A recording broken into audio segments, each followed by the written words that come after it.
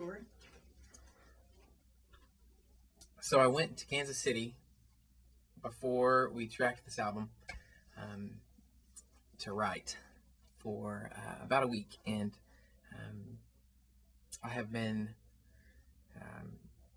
definitely trying to spend my time this last year in the time that I have, the free time that I have, trying to write songs. And so I headed off to Kansas City to write some songs, and as hard as I could, 12 hours a day, I was writing songs for the album, which we did use. We used a couple of them. I probably wrote 6 or 7 songs, which is hard for me to write a song, so it was a big deal. This whole week went by, and it was the last day. I was in Kansas City, downtown on the plaza, and I was at a coffee shop waiting for a friend. And I was just sitting there. I didn't have a pencil or a pad or anything. I was just sitting there with a cup of coffee and waiting for my friend. It was at nighttime. And I'm just staring out the window, just thinking about the last week. And it's been a really awesome year for us, just a huge year. God's just breathed a lot of vision and purpose into our lives, and done a lot of things in my family and my friend's life, and done a lot of really healing things in Shane and my relationship, and just our crew's relationship. And so I was just sitting there in the coffee shop thinking about what the Lord has done, and I was just like, I love you, Jesus, for so many reasons. And I mean, this has been a trend. I mean, in a freakish kind of way. If there's anything that usually the songs that people have liked on this album, I am almost detached from. I'm sitting there in the coffee shop and I just hear this song. I mean, like in the airwaves of whatever. I mean, just almost playing, and I hear this melody playing. This melody, a really simple song of those words, "We love you, Jesus, for so many reasons." And I remember driving home, and I kept on, as I was meeting there with my friend, I kept on playing it over in my head so I wouldn't remember it.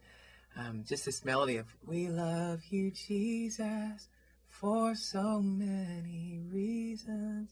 Da, da, da, da, da, da. Anyway, I had this thought in my head, and I remember calling Shane on the way home from this coffee shop.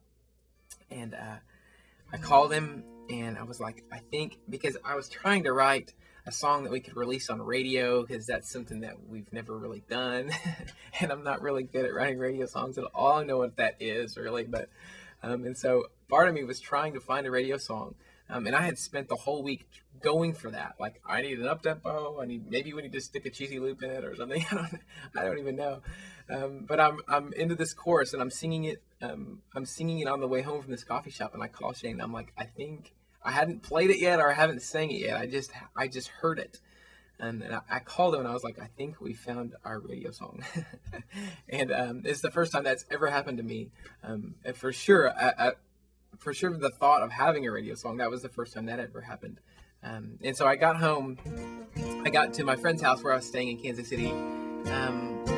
And I started to try to review this melody in my head and just match it up with the prayer that I was saying there in the coffee shop. And so immediately just began to sing this simple song of praise to Him. We love you, Jesus, for so many reasons, for death and life and freedom. Even now we love you. We love you, Jesus, in and out of seasons, in valleys and on top of mountains. Even now can we sing, we love you, Jesus, Jesus,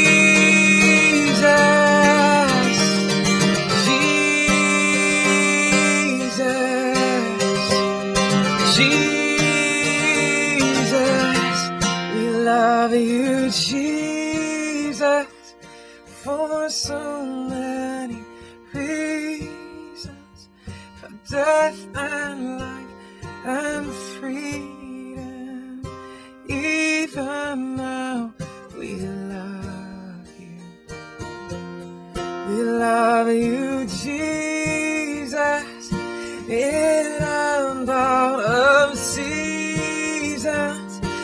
valleys and on top of mountains.